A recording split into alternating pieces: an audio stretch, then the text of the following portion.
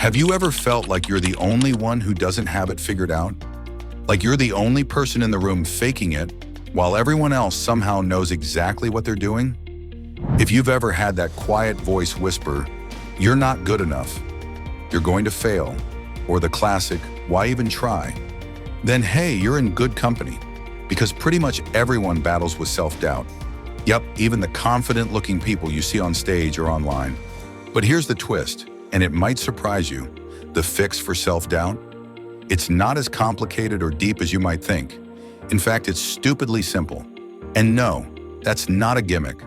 I'm not going to tell you to read 47 self-help books or recite affirmations in the mirror until your voice cracks. We're going to cut through all the noise and get to the heart of what actually works.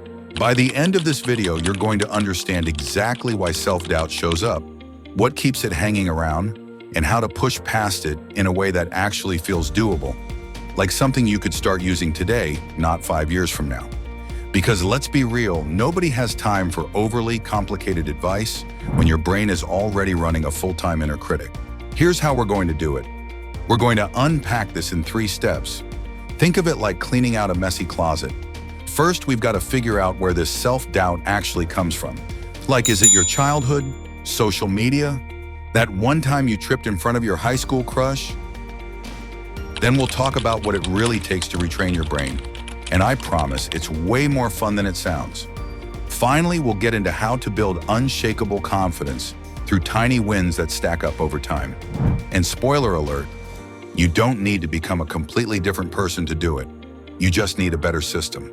But let's start right at the beginning, because this is where most people get it wrong.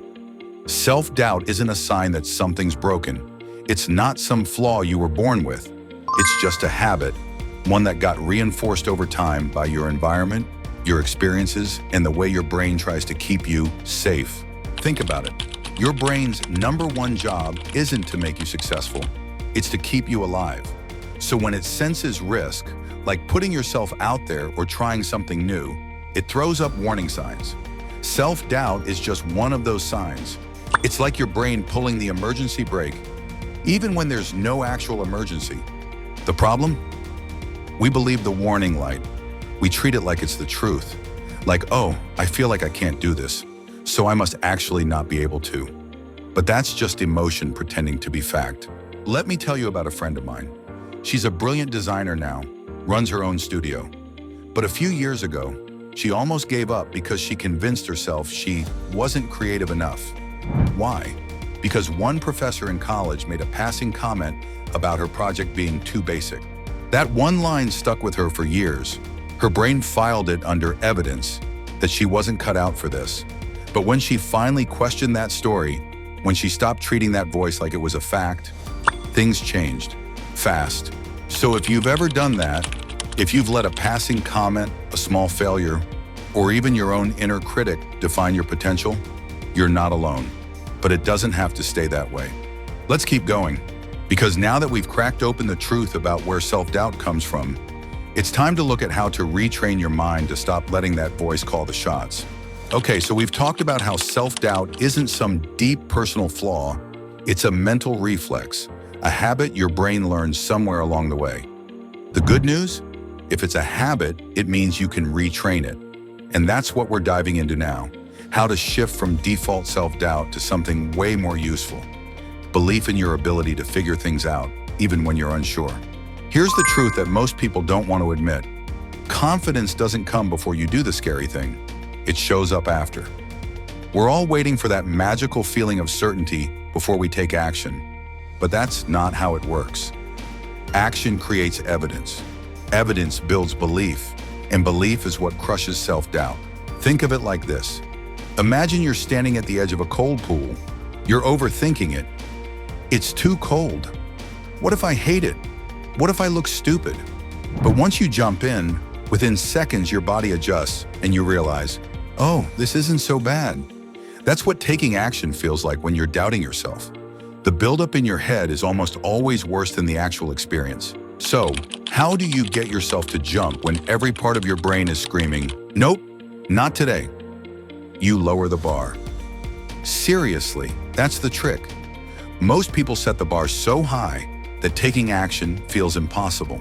They think, if I don't have the perfect plan, perfect timing, perfect outfit, forget it. But if you can give yourself permission to just take the next small step, you stop waiting for confidence to arrive first. Let's say you want to start making YouTube videos. You could spend 6 months researching cameras, lighting setups, and video editing software. Or you could grab your phone, record a 60-second clip talking about something you care about, and just post it. Boom, action taken, doubt challenged. The tiniest win, but one that proves, hey, I can do this. That's how belief starts to shift, not through motivational speeches or waiting for the stars to align, but by building up these small wins like a mental highlight reel. Over time, that reel starts to drown out the negative voice. It doesn't mean the self-doubt disappears, it just doesn't run the show anymore. And here's a little trick you can use when that voice gets loud. Ask yourself, what would I do if I didn't feel this doubt right now? It's such a simple question, but it cuts through the noise. Because most of the time, the only thing standing between you and your goal is that mental speed bump. Not a lack of talent, not a lack of knowledge, just the hesitation that self-doubt creates. I want you to picture this. You 1 year from now, more confident, more capable, doing things you once thought were out of reach. That version of you? They didn't get there by magically waking up fearless. They got there by taking one step, then another, even when it felt uncomfortable, especially when it felt uncomfortable. So yeah, the fix for self-doubt really is stupidly simple. But simple doesn't mean easy. It takes courage to act in the presence of doubt. But the more you do, the quieter that voice gets. Now let's talk about what happens when you consistently challenge your doubt and start stacking those wins.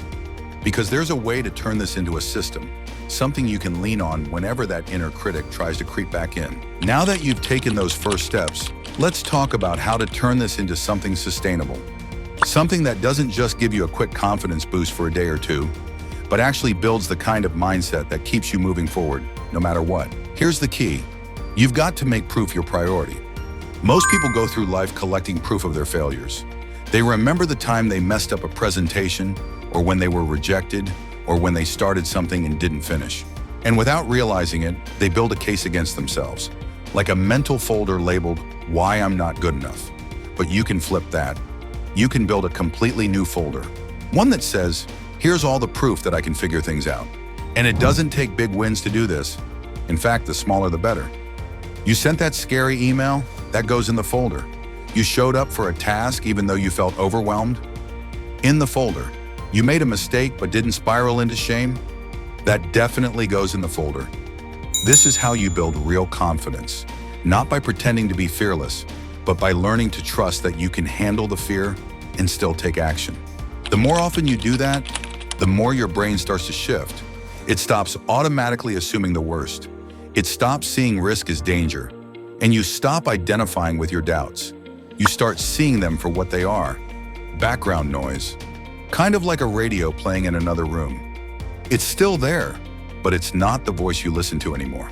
And hey, if you're thinking, this all sounds great, but what if I mess up? What if I try and I still fail? Congratulations, you're human. Everyone messes up. Confidence isn't about perfection, it's about resilience. It's about knowing that even if you fall flat on your face, you'll get back up. You've done it before, you'll do it again.